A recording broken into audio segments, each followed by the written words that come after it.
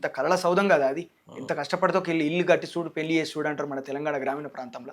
అట్లాంటి ఇల్లు కూలిపోతా అంటే కోపం వచ్చింది. మరి దీనికి కారణం రేవంత్ రెడ్డి గవర్నమెంట్.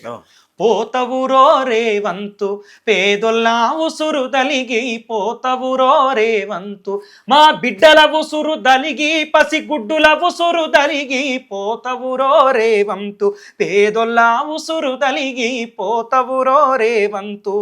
ప్రజాపాలన మాదని చెప్పి ప్రజల సొమ్ముకే ఎసరు పెట్టినవు, భూదాను భూముల్ల బుల్డోజరులతో కూలీల గుడిసెలు కూలగొట్టినవు, పొంగులేటికి తుమ్మలగానికి ఖమ్మం జిల్లాను అమ్ము కత్తున్నావు. ఆ కూలీల ఉసురు దలిగి నువ్వు కూలిపోతావు కొడుకో, పోతవురో రేవంతు పేదొల్లా ఉసురు దలిగి, పోతవురో రేవంతు. నీళ్లు కరెంటు అడిగిందే పాపం కాళ్ళ కిందికే నీళ్లు తెచ్చినవు, ఇందిరమ్మ ఇండ్లని చెప్పి ఉన్న గుడిసెను ఊడవీకినవు, వెలుగుమట్లపల్లి జనుల బతుకుల్లో చీకట్లు నింపి చిందులేస్తున్నావు.